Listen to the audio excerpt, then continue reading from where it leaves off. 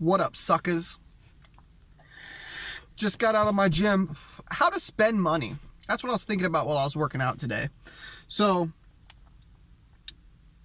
one of the first things that you need to do, I do this with my 4-year-old. He's about to be 4 on the 17th of July. And what I'm doing as a parent is, and this goes for everybody as adults, but this is where it should start with your parents. Your parents should have done this with you. Take your money, spend it, blow it like a teenager, because that's what teenagers do. As teenagers, we all just blow our money, right?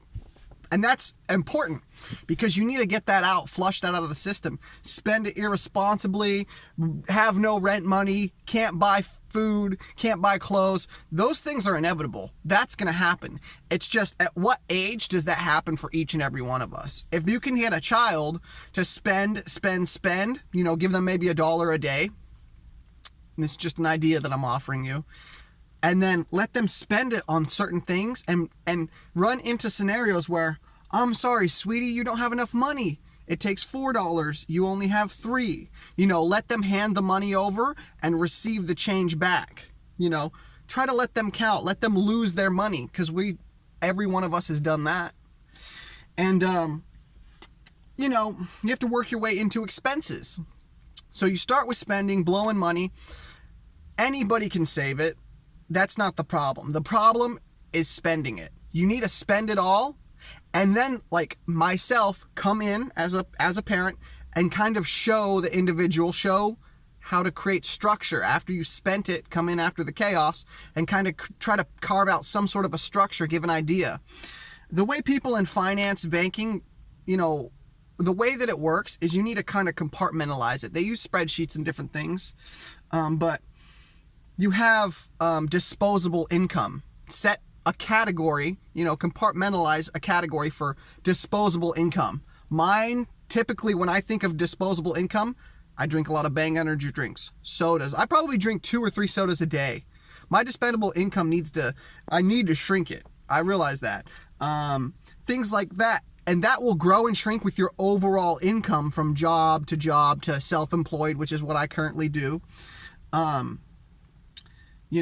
Set money aside for a movie, for taking your girl out, take her out to a movie. It's important that you set those things aside and tell her, be like, hey, babe, I got money set aside. Friday, I'm taking you. We're going to go see this new movie coming out. Set that money aside and forget about it, because it's been dealt with already. Those dollars are applied to something that you can look forward to that.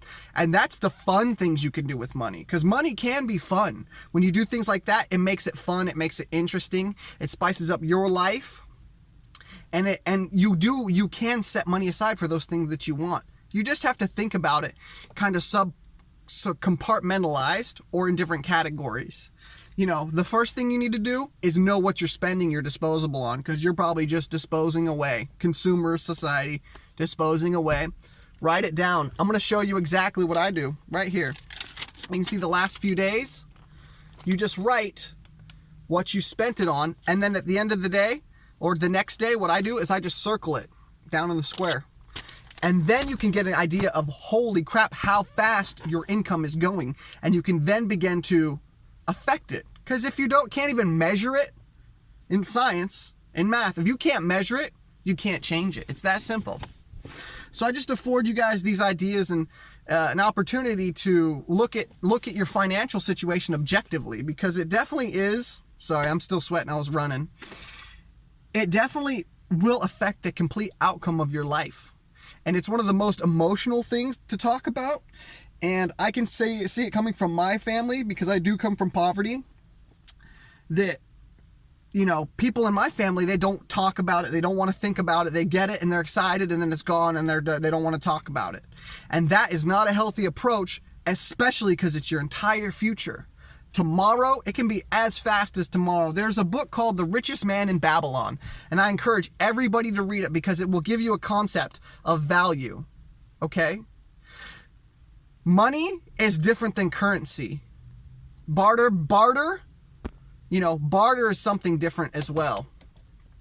The barter system was pre-money, and then currency came after money. So it went barter, money, currency, or fiat. And so, The Richest Man in Babylon, a great book. I have it on Audible. I listen to it. It's way faster and better and easier. So, understand that and just look at it objectively. You don't have to be emotionally attached to it. Money is just an expression of value. It's just when somebody expresses value to you through the form of communication, which money communicates something. You give the money, then I take it. I feel that expression of value towards myself. Thank you for that. Then I put it on things that I feel are valuable to me. And that's how we communicate with each other. A lot of people like to talk like data, your personal information, your location on your phone is important. It's communicating information, but financial information, the communication of financial information is even more valuable.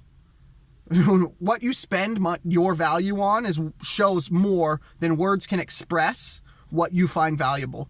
So your financial data is more important, literally, than the stupid emotional things you type on Facebook that you might not actually feel or believe. It's just a spur of the moment. And you can spend your money on spur of the moment shit too. Anyways, guys, bank's got to get going. Talking about myself in the third person. These are good tips. I encourage you to try it because it's real. It does work. Peace.